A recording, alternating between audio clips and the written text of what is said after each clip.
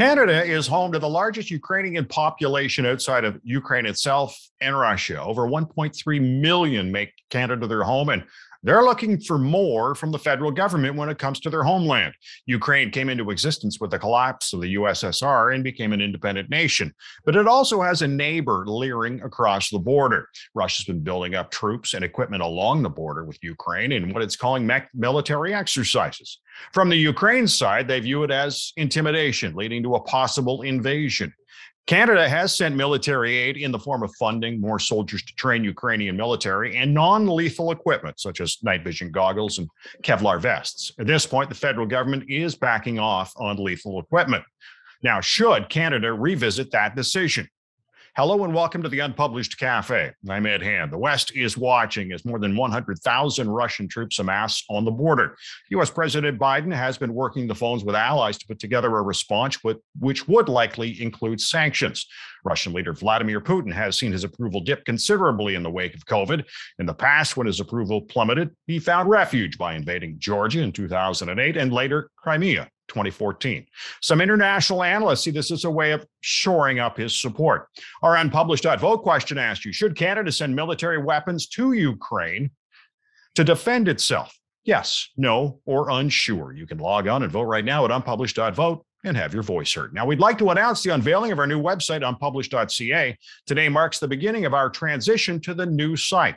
Over the next few months, we'll roll out the new site section by section. We begin today by opening the voting, the podcast, and streaming show sections to the public. We invite you to check out unpublished.ca, participate in the polls, and consider supporting us by becoming a member. We'd love to hear what you think. All feedback is welcome and encouraged.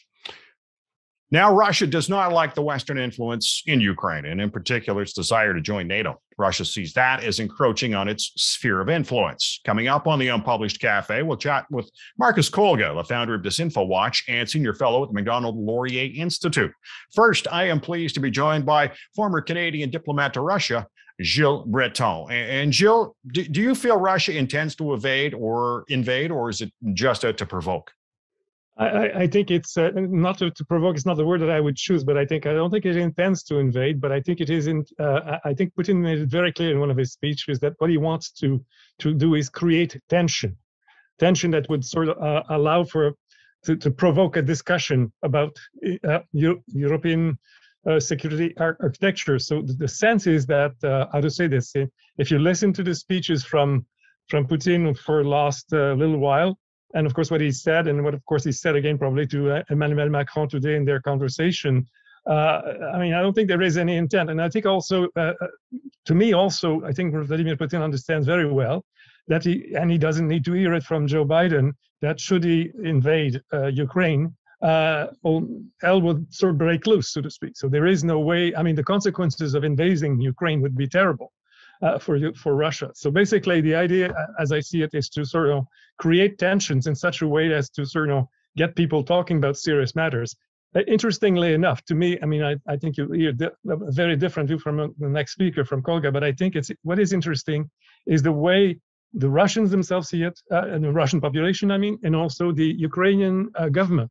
The only ones who have been kind of saying, okay, there is a lesser risk of invasion are the Ukrainians themselves, not the Ukrainian on the street, but even the foreign minister the other day who said, well, Russia doesn't really have enough troops to invade Ukraine right now. I think the point is that it's how to say this. It's how the alleged proposed invasion serves your own interests, so to speak, and it doesn't serve very well the interests of the current administration in Kiev, in the sense that they don't see this. Of course, they don't see it as a reality, and it doesn't serve them politically in terms of their own positioning in the, if you want, in the international discussion. I think that's very interesting. And you will hear, of course, people on the street in Kiev saying that they are very worried, and people here in Canada saying that they're also very worried. But it's the views of people like the foreign minister of Ukraine saying, well, I'm not sure that Russia can do this, and we know and President Zelensky and President Putin both know that the invasion is unlikely. So basically, it's the hype that is concerned. The hype serves Russia, but the hype doesn't always serve the Ukrainian interest in this case. Since the 2014 invasion of Crimea, relations between Canada and Russia have been, well, pretty well non-existent. Yeah, exactly. Why do you feel now is the time to engage? Oh, I mean, engage, not necessarily to engage in a, I think it's a decision to engage not so much in a bilateral discussion, say, between Canada and Ukraine. The point is that Russia has come to the conclusion that it's time now to sort of have a serious discussion about these issues of European security. And I think it's also perhaps unconfessed, so to speak, but unavowed statement from the part of the U.S. president that he's also willing to discuss these big issues. In the sense that, of course, there is this idea that, how to say this, to a certain extent, it's crass to say that a bit, but to a certain extent, as you hinted earlier, the United States could say, well, we've achieved our objectives in the context of Ukraine, political objective in the sense that as it is now, Ukraine will never come back to Russia, so to speak, or never fall back in the zone of influence of Russia. So what is the issue for the United States globally? The point is that they would like, they see that the situation in Ukraine proper is very difficult to resolve right now. There is an impasse in terms of the negotiations between Russia and Ukraine on the situation in eastern Ukraine, and Crimea is not going to be resolved anytime soon. So basically, the point is that okay, this is a frozen conflict, but we still have to deal with the threat of Russia, so to speak. So can we deal with a big threat? And perhaps to a certain extent, I would say it's like, okay, we'd like to refocus our energy on other threats. Let's say China, for instance. So the point is that we've achieved. And the Biden administration's problem is basically that it can see that it would be in the U.S. interest to have a proper security arrangement, so a more stable, more adapted security arrangement with Russia. But of course, the U.S. Congress, for instance, is really not on side on this one, and some of the allies of United States are also not on side in that respect. Poland and the Baltic states, for instance, would not be very much on side. So basically, it's like, okay. We know that let's say Crimea, for instance, will not be resolved anytime soon. And then, of course, we have to sort of find a way to deal with Russia in a more, spending less resources on Russia and sort of trying to get more stability in the region altogether. So basically now, but there is not a lot of, I would call it public support for the idea of making a deal with Russia. And that's the problem, if you want. I mean, it's not that. The timing is also, why now? Because, of course, to a certain extent, it may be that, for instance, and that is what I think really hurts Ukrainians, is that they basically have, the U.S. administration may have come to the view that, the Ukrainian problem cannot be resolved. And therefore, we move on to the bigger issue so that we can refocus our energies. I mean, it's a bit crass. It's not something that Ukrainians like to hear, for instance. Definitely. You mentioned Russia's interest in European security. Why so much interest in that? Well, I think the concern has always been in Russia that of course they what they see as it's a very, how to say this, the perception of threat. We perceive we in the West perceive Russia as a threat generally, okay, and Russians likewise. So they see a threat. Now the real concern from the Russian point of view, as I understand it, of course, you'd have to ask them to get it right. But the point is that they see that there's been this kind of a, for instance, in the last few months, increase of military support for Ukraine but from the part of the United States. So they would say, well, of course, we even without Ukraine joining NATO, you have a situation where even the Ukrainians were talking with the US about a possible special arrangement, supposed security arrangement. So that if you want to have, you could have a situation where Ukraine is not cannot get into NATO for all kinds of reasons for another 10 or 20 years, but you could have a situation where United States gradually increases its military support to Ukraine in a way that is perceived in Russia as very threatening. So that's the issue. And of course, the issue is that, of course, that you have this presence of certain type of missile, NATO missiles, US missiles in Europe already. So the concern, I think, has been sort of, I described in Moscow, but, you have missiles that are very close to the Russian territory. NATO missiles, if you want. Yeah, but those countries are sovereign nations. Why would Russia be able, and same with Ukraine, why do they seem to think they have to have a veto or a say in whether those people... I think that's the usual NATO line. It's not a right of veto. The point is that, okay, you say to NATO claims, of course, it's a defensive alliance, always. It's always claimed that. That's part of the mantra. So basically you say, okay, you're a defensive alliance, but you're positioning your missiles in proximity of our territory. So we don't want a right of veto on what you do and what you decide. We're just saying that if you're going to put your missiles in the proximity of our territory, we'll put our troops in the proximity of your territory and see what you think of it. I think this is the issue in the sense, how do you deal with this idea? I mean, Poland and Romania, for instance, are free to decide. They're members of NATO. They have stationed some US missiles on their territories. Okay, and the Russians say, well, we don't like that. And I think we perceive this as a threat to our territory. So how do you deal with that? I don't understand why they seem to think that, like I said, a sovereign nation. No, but it's like, Tina Turner, what has love to do with this has nothing to do with sovereignty. It has to do with the military security. The fact of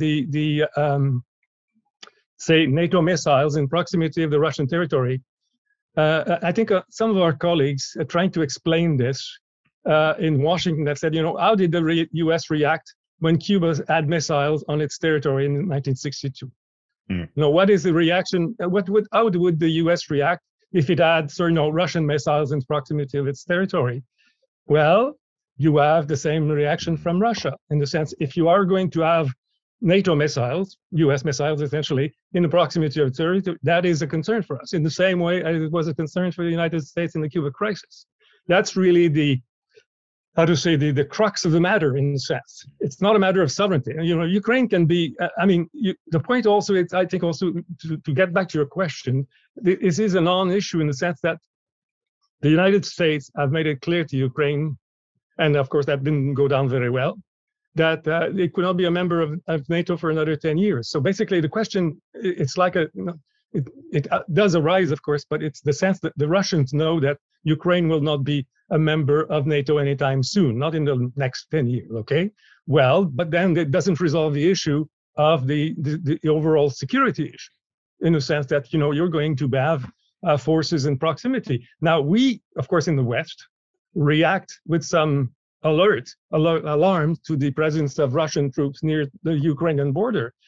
Well, then, of course, the Russians would say, we also react with some alarm to the fact that you have, in proximity of Russia, some major offensive weaponry that is installed there.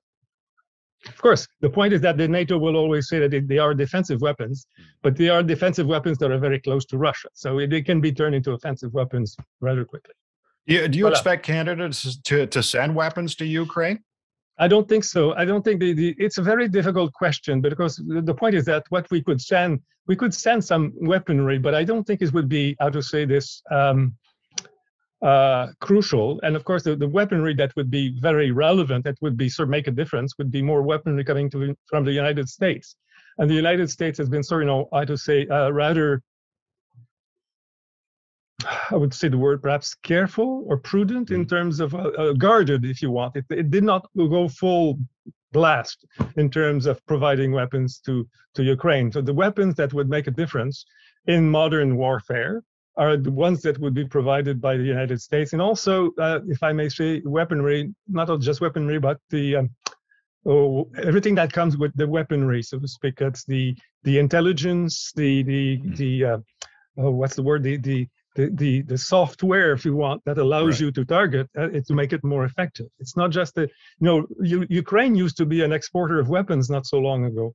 Ukraine itself exports a lot of, still exports some weapons. So it's not like the Kalashnikov or the rifle that you need. It's the more sophisticated type of weapon that would be perhaps in the United States would be in a position to provide. We would not necessarily be in a position to provide this sophisticated type of weaponry that really the Ukrainians want. So I don't think it would make a difference. The numbers couldn't be such that it would sort of make a big difference. It's the United States that can make a difference, and they themselves are kind of a bit, I think, guarded about it. Yeah, for their own reasons, because they don't want to raise the temperature too much. That's the issue also. What do you see as Russia's end game here? Oh, I think it's the idea is to perhaps essentially, there are a number of objectives, but basically they would like probably as a first thing, what we need to do. If you go, I mean, you have to sort of be a bit of a wonk in terms of disarmament policy and so on, and to say, look, there are a few things that they probably want. They know that NATO membership is off the table anyways. That won't, we won't even discuss it for various countries like Ukraine. So that's not, they've still made that demand, but that demand is unacceptable anyways. The point I think they would like to have is a situation where we can have a better, an arrangement that existed before the end of the Cold War, where, for instance, troop movements, missile, we used to have an agreement on INF, intermediate nuclear forces or missiles, so some sort of agreement where we agree between Russia and NATO countries and other countries as well, to say, well, look, we will not position in the proximity of your country offensive weapons. We will not position in the proximity of your country troops. The idea is to sort of make Europe perhaps a more peaceful area in terms of, reducing the military, I would say, overall, the basing of military assets in proximity of one another. And that would be both missiles and troops. I think that's the stance of it. Right. Gilles, I want to thank you for joining us today. Yeah, I hope I answered your question. Gilles Breton is a former Canadian diplomat to Russia. While some see dialogue as a path forward, others remember that it's done nothing in the past when dealing with Russia. Marcus Kolga is the founder of DisinfoWatch, and he's a senior fellow at the Macdonald-Laurier Institute, and he joins us now. And Marcus, you feel a dialogue with Russia will yield nothing. Why is that? Well, I mean, a dialogue, we can continue engaging in dialogue, but Vladimir Putin isn't interested in talking. We talk about de-escalation of the situation. De-escalation requires two parties. The Ukrainians and certainly NATO want to de-escalate. They're not interested in any sort of conflict. The Ukrainians are interested in getting on with their lives, reforming their government, taking care of corruption, becoming a member of the democratic, their community of democracies. They want to join NATO. They want to join the EU. They're not interested in conflict with Russia. It is only Vladimir Putin who is interested in conflict, in crisis. And we've seen this over the past 30 years that he's ruled Russia, that he's in creating constant state of crisis in order to maintain power. And so, again, we can try to engage in dialogue. There's nothing wrong with dialogue or diplomacy. I think that everyone would prefer a diplomatic solution to the crisis. I don't think that Vladimir Putin is interested in talking to anyone. He is only interested in taking control, maintaining his own power, and robbing Russia blind. Is this all about image for him? Part of it. He needs to stay in power. Like I said, he spent the past 30 years or more, along with his oligarchs, the kleptocrats that keep him in power. They've been robbing Russia. He needs to stay in power. There is no democratic exit for Vladimir Putin. He can't just step down because there will be a trial. It won't end well for Vladimir Putin, so he needs to maintain that power. Right now, polling numbers out of Russia indicate, the official ones, or the ones that are sanctioned by the government, indicate that he's in the low 30s. I would suggest that it's probably more likely that he's polling in the high teens, maybe in the 20s. We've seen this happen before. It was his numbers were similarly low in 2014. What happened then after the Olympics in February 2014 was that he invaded Crimea.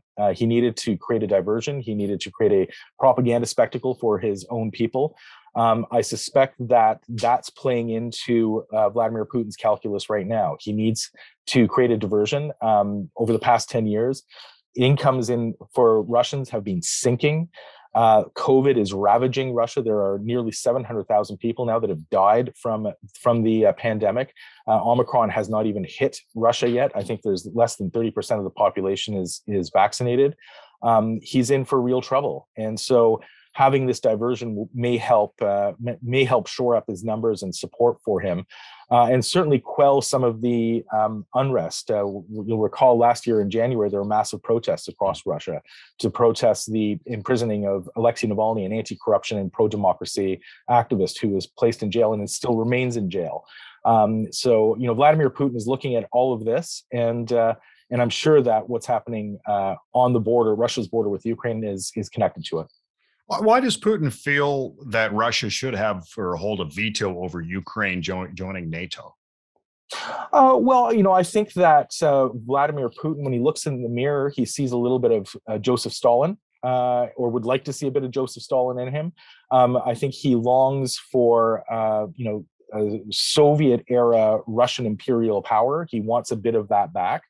And so these are the sorts of demands that he makes. I think he and we know that he's one of his objectives is to try and reconstitute the Soviet Union, and so this sort of a demand is part of that, and it plays into that. Vladimir Putin's own sort of self-image, but I also think that those sorts of maximalist demands are intended to eventually serve as a pretext for him to invade Ukraine. So there are two parts to those sorts of ridiculous demands. He knows that the West will never concede to that, and so, like I said, it may serve as a pretext to an eventual invasion. Sanctions were leveled against Russia after the invasion of Crimea, and Canada pretty well cut off any talks with them. But here we are again. Why would sanctions work this time? Well, I think that when we're talking about sanctions, we need to be pretty specific about what kind of sanctions we're talking about, and the kind of sanctions that would alter Vladimir Putin's calculus for war. That means sanctions that target his wealth personally and the oligarchs that hold that wealth for him. There's a number of well-known Russian activists, including Alexei Navalny, Vladimir Kara-Murza, who's been both of them have been poisoned by the regime. They've specifically pointed out that the top oligarchs in Russia are probably and most likely holding Vladimir Putin's own wealth. A lot of those oligarchs maintain their wealth outside of Russia. And we know for a fact that at least one, if not more, of those oligarchs has hundreds of millions of dollars stashed in Canadian assets. So what Canada could be doing is targeting those oligarchs that we know have assets here in this country. And it's almost guaranteed that if those assets are threatened, not just for the oligarchs, for Putin himself, he'll change his thinking about what he might do next, because he needs to protect those assets from being seized up by Western governments. Canada's foreign affairs policy has been pretty slim considering the turnover in that department. It seems every other year we've got a new minister of foreign affairs. Is this situation a reflection of that? I'm not so sure that it's a direct reflection of that. You're absolutely right. I mean, we have had this massive turnover in that role. I'm not sure that Canada's voice is as respected as it would be if we had a foreign minister who was able to develop and maintain those relations. Russia's foreign minister, Sergei Lavrov, has been there for nearly 30 years. He's seen people come and go, but he's remained. There are other countries where foreign ministers have also been in place for a long time. In that role, you need someone who can develop a relationship and have that frank and open discussion. I'm not sure that Melanie Joly is quite there yet. She's quite fresh to the role. But I think that her office has made some positive moves. The fact that she went to Ukraine was, I think, positive. It sent a strong signal to the Ukrainians and our allies that Canada does believe that Ukraine is important. At the same time, Canada failed to send lethal defensive weapons to Ukraine, and I think that was a huge failure. I think the Ukrainian government was disappointed. I'm not sure what the Canadian government was concerned about, what consequences they feared, given the fact that the United States, the United Kingdom, little Estonia, little Latvia, little Lithuania have all committed to sending weapons to help Ukraine defend its sovereignty. So I think that left a lot of people scratching their heads, that decision not to send those lethal weapons. Do you expect Russia to invade Ukraine? I think that's what everybody's thinking about, isn't it? I don't think that Putin can afford a full-scale invasion. This is not the Ukrainian army of 2014. The army is much better equipped. It is much better trained. The Ukrainian armed forces are motivated to defend their country. Russia, on the other hand, has a bunch of young conscripts, and I'm not sure that those young conscripts are interested in invading anyone. I think that they're probably more interested in trying to get their lives in order and just live their lives. I mean, we're not living, in the 20th century anymore, where these sorts of large scale wars are normal. So I don't think a large scale invasion is going to happen. An invasion, a quote unquote invasion of Donbass. I mean, Donbass was already invaded by Russian forces in 2014. Russian forces and equipment have been sitting in that eastern province all that time since 2014. And have been engaged in a sort of low-level grinding war and shelling Ukrainian positions. For Vladimir Putin to send extra forces into Donbass and to declare it part of Russia, or hold some sort of a sham referendum, I think that's most likely because he can still demonstrate to his own people that he's been able to produce some sort of a result, but without having those body bags or too many body bags come back home to Russia. So yeah, I think that's going to happen, and I suspect that something will happen in the Donbass area before the end of the Olympics. And you expect a Western response? I'm not sure. I should hope so. I'm not sure there's an appetite. Joe Biden referred to limited incursions and the fact that there may not be a response. I mean, this may be viewed as a limited incursion. We know that the German government has no appetite for holding Putin to account. They have business interests, and of course, they have the gas pipeline, Nord Stream 2 gas pipeline, that is piping gas into Germany, and I don't think that government is all that concerned. So I don't know. It remains to be seen. I hope that the West will respond somehow and demonstrate that there is a cost to engaging this sort of behavior, but I'm not entirely convinced that will happen. Marcus, I want to thank you for joining us. Thanks, Ed, for having me on. Marcus Kolga is a senior fellow at the Macdonald-Laurier Institute and the founder of DisinfoWatch. Our Unpublished Vote question asks you, should Canada send military weapons to Ukraine to defend itself? Yes, no, or unsure. You can log on and vote right now at Unpublished Vote. I want to thank our guests today, former Canadian diplomat to Russia, Gilles Breton, and Marcus Kolga from the Macdonald-Laurier Institute. And I want to thank you for watching the Unpublished Cafe. Stay safe. I'm Ed Hand.